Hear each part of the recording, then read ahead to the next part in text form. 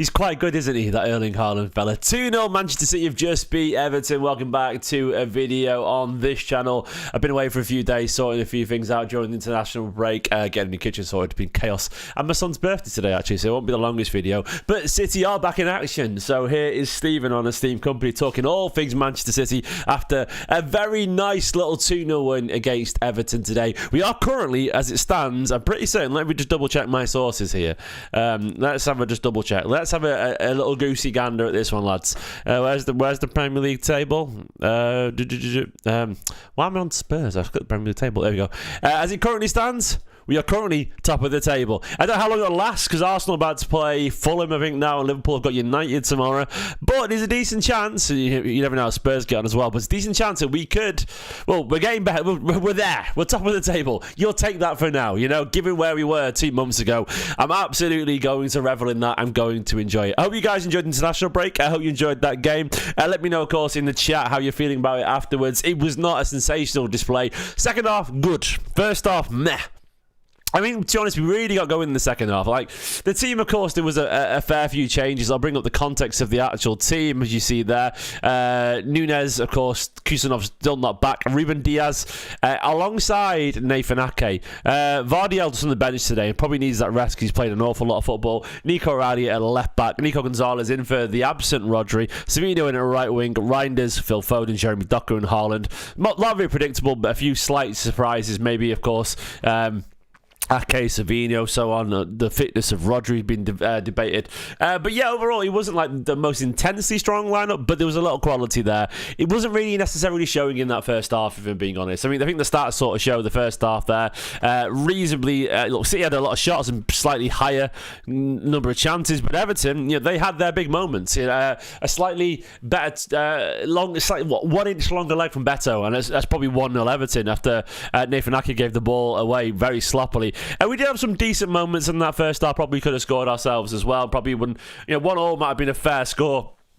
But it is also worth reminding ourselves that Everton have been pretty resurgent under David Moyes and been a really good side this year. Often not always blowing teams away, but they've been a tough side to play against. And when you look at the quality that they've got with some of those players, especially in Dyer, by the way, it was absolutely phenomenal for Everton. Like, this is where, by the way, stats don't always tell the full story, because Ilian Ndiaye was absolutely brilliant. The best player on the pitch at times, so good. And they were aggressive, garnering just a gay,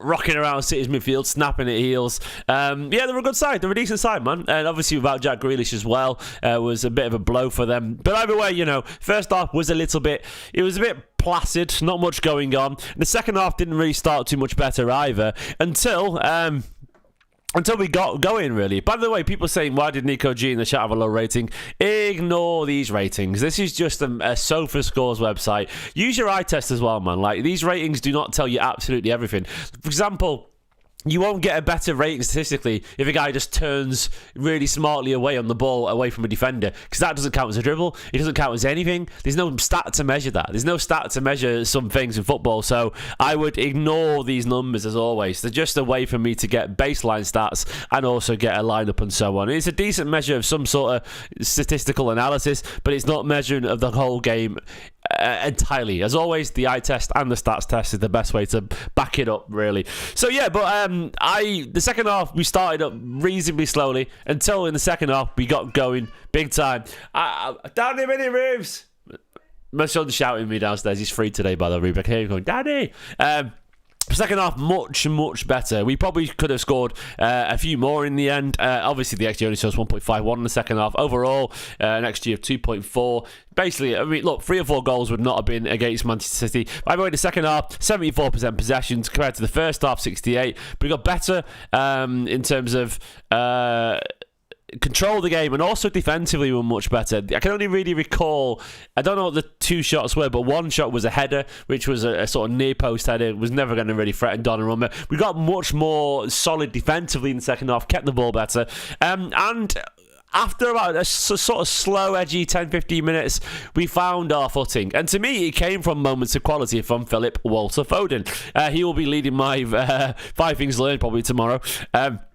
By the way, yeah, my son Ruben, 3 years old today. Where's the time gone? Some of you guys have been watching since before he was born, and he's 3 years old today. We went Gulliver's World, by the way, Warrington. It was awesome. His first theme park. Absolutely loved it. But Phil Foden absolutely stepped up in quality, and like that to me was the difference. You go back to that first goal.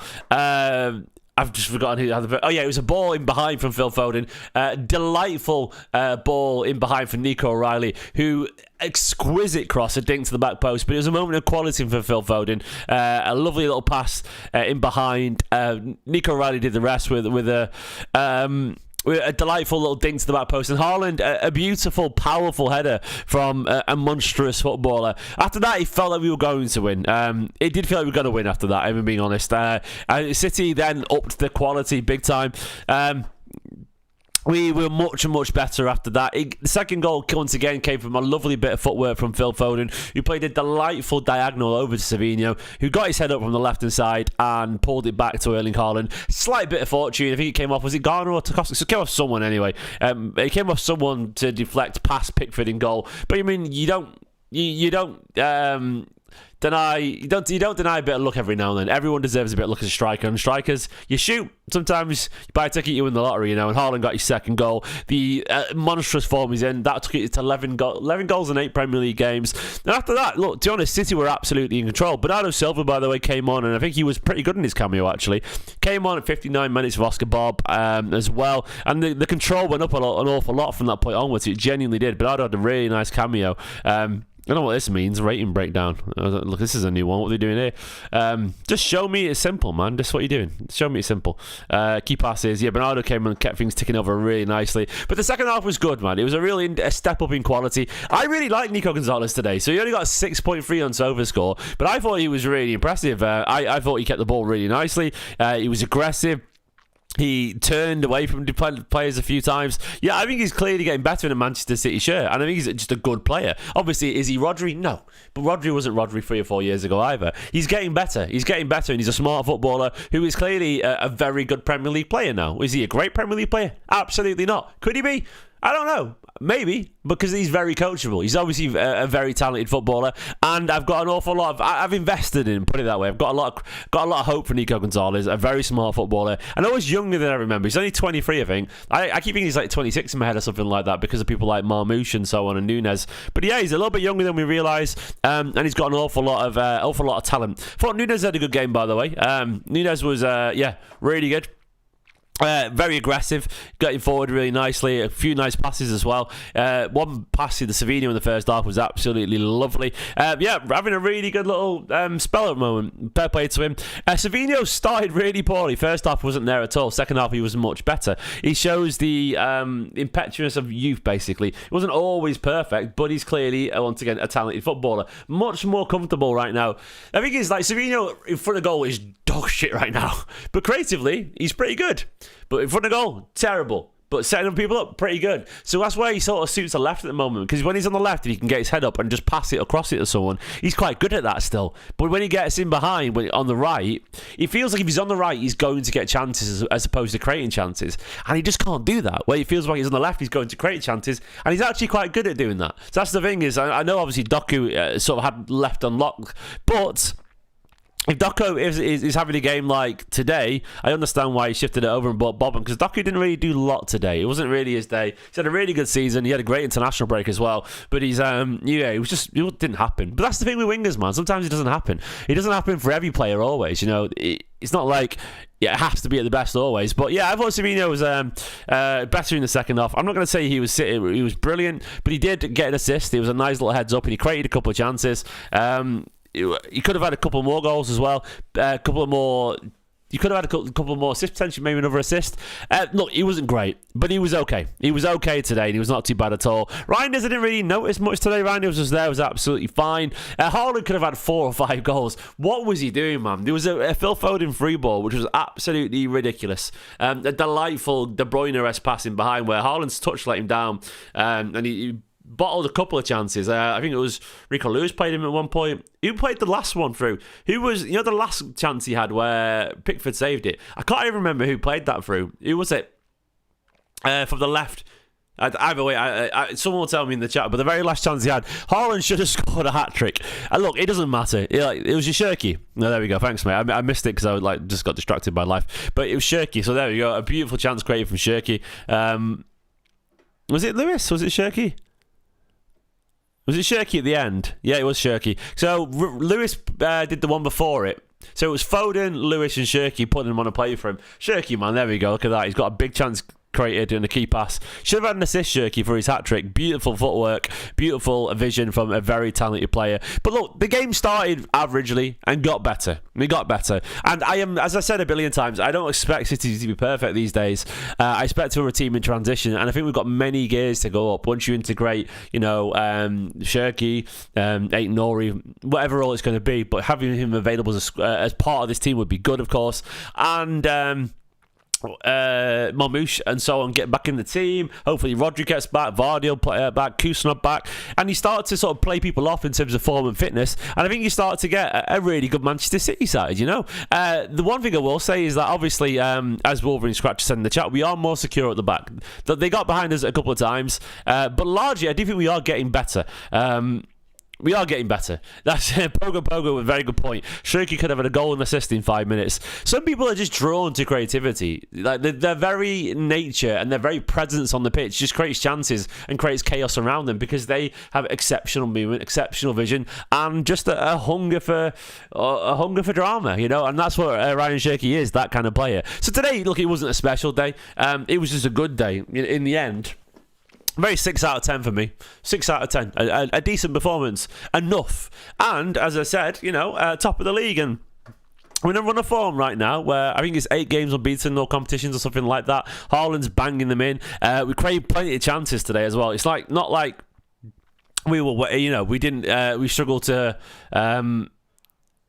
create. We did. We did. And Oliver said as well, I think Donnarumma has improved. Diaz, agree with that. You get your best defensive lineup back. If you want a solid defence, you put Kusanov there alongside Diaz, Vardy, O'Reilly. You get hopefully Rodri back, but Nico Gonzalez hopefully keeps improving. Hopefully 2 players who can play at wide can lock down wide positions. I've got a feeling it'll look very different towards the end of the season, but if Phil Foden keeps having performances like that, Haaland keeps scoring goals, you don't know where we can go, because I think there are question marks around everyone this season. Arsenal over a very good side. I still think Arsenal are the best side in the league right now. I think they're better than Liverpool, and I said that even when Liverpool were top of the table. I think Liverpool were definitely riding their luck a little bit, and I think it's sort of been proven. But even with Arsenal being a good side, I don't think they have necessarily have the right mentality, and we are top of the table right now. It could be that we drop off a little bit, but I think this City side will get better, not worse. I don't see how this side doesn't get better. I just don't see a way down for this City side. I didn't say Ryan's had a bad game, by the way. I thought he was decent. Not necessarily a headline grabbing or anything like that, but he was decent. A couple of key passes. Yeah, look, the passes 20 out of 30. I think that sort of shows my gut feeling. He didn't have a lot. He was on the ball a lot, basically. Like, to be, Manchester City midfielder and complete, how many passes was it? Who did he come on for? 60 minutes an hour and only have 30 passes.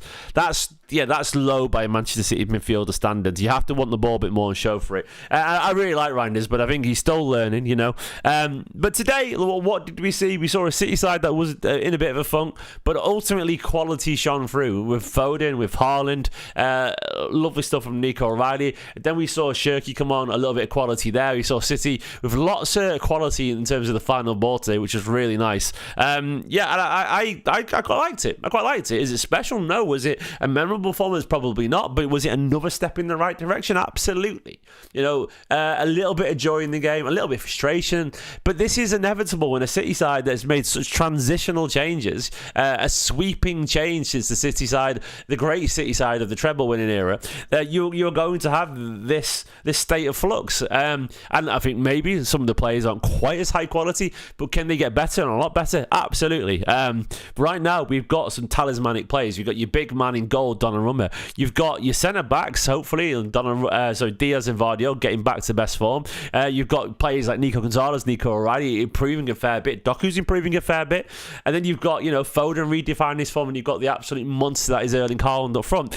We've got a chance here. I don't know how far we'll go this season, but I don't think this City side has peaked. I think they will get better. And I think the City side of February, the City side of November, will be better than the City side of October. And the City side of December will be better than the City side of November. I think you know where I'm going with this. And obviously that doesn't mean the results will always be better month to month, but I do think the overall performances, the focus, the consistency, the rhythms, the understanding of each other, I think it will get better. Because I think they are learning each other as a side. We're learning what makes each other's tick, and we're playing ourselves into form. And look, we're only 8 games in. It's weird because this season's already felt long. It felt like we've had many narratives within narratives, and it's gone up and down and gone crazy. And we've not even played. We're just about to play. We'll play slightly, technically less than a quarter of the season. It's been a really weird season so far. It's been long. It's been stop-start due to international breaks. There's been injuries, and I think we're in a good place. Well, we literally are. We're top of the table, and of course, Arsenal will probably win. We'll end up. I mean, there's a good chance we end up at least third at the end of this weekend. Likely third, I would say. Maybe Arsenal, Liverpool, and Spurs will all jump us. But there's a good chance maybe not, and I'm happy with where we're going right now. Others, we're right up there at the top, despite everyone writing us off about 2 months ago. And we have a bunch of young players who are improving, and a manager clearly wants to improve. So I'm happy. I'm not going to pretend things are perfect, but I'm happy right now. Yeah, I am, I think this City side is one not to be written off, and I think anyone who writes this City side off I think they'll come to regret it. 4 clean sheets in 7 games for Donnarumma, by the way. I saw that stat there, over 4 goals and drawing just 2 games, win the rest. Look, Donnarumma has had a transformational effect in this Manchester City side. Of course, he's not Edison, but there's a real aura and a real mythos to Gianluigi Donnarumma. I do believe, and more so than ever actually, that aura transmit to players. And I think, what is it? There's a great quote from Erling Haaland. Did anyone see that training clip of Erling Haaland in Norway? And he said, I think there was they mic'd him up during training. It was brilliant. Like, he's a very funny man, and the 4-letter word aura absolutely applies to him. The guy is just, I hate using such toxic terms as alpha, but he is in a good way. Like, he is genuinely an absolute alpha of a player in terms of he exudes just charisma and power, and he's a man you want to go to war with, basically. And there's a quote he said, and someone said about his fit. He said to someone, it's not about quality, it's about wanting to score or something. It was something like that, wasn't it? Where he said, I can't remember the exact quote. He said, you have to really want to score. And I guess what he's getting on is about mentality. And I think, going full circle back to my point, I think Donnarumma has that. Donnarumma really wants to keep the ball at the back of the net. And I think some players are so relentless in their pursuit of excellence and success that it rubs off on other people. Doesn't mean you're going to be flawless. Doesn't mean you aren't going to miss a couple of chances to grab your hat-trick, or you aren't going to flap it across international duty like Donnarumma did. But the point is, if you have that mentality and also have a pretty damn good amount of quality too, you are going to lift up those around you by your sheer presence, because you're that guy. And I think City have got a few of those guys right now, and I think Donnarumma, that's what he's brought to this Manchester City side. An iron will to win, and something to prove to the world. And yeah, of course, he has his downsides, but I think it's very obvious there's been a transformational effect on this Manchester City defence, and you can tell Haaland's buzzing off him. You can tell Diaz is buzzing off him. And I think people look at Donnarumma and go, oh, they've signed a monster there for 26 million quid. Yeah, I massively underestimated that side of things. We knew he was a great shot stopper, but I had far too many concerns about, the way we'd play and so on. Turns out, look, of course, it's been a bit of a change, but you can be a great side with Donnarumma in goal. I think PSG proved that last season. And I'm enjoying watching him. And then you have Haaland being very similar. Hopefully Rodri gets back. Yeah, not bad, guys. Not bad at all. Once again, just another step on the journey that is Manchester City right now. I'm going to leave it there because I want to go spend some time with my son on his 3rd birthday. My little man is 3 years old. I'll go live again tomorrow, and sorry for the 10-11 day break on the channel. Too much going on. But for now, though, City are top of the league. Erling Haaland is a monster. You guys are absolutely beautiful. Phil Foden, you wonderful man. Nico O'Reilly, by the way, with another delightful assist. A great season from a great player. Very much deserved that you can call it, by the way. Sure he didn't get on, but yeah. the season is long indeed, Alex. Just a very good point in the chat, Alec. The season's long. Let's see where we are in a couple of months' time. For now, enjoy the ride. Up the Blues. Subscribe if you're new. Bye-bye.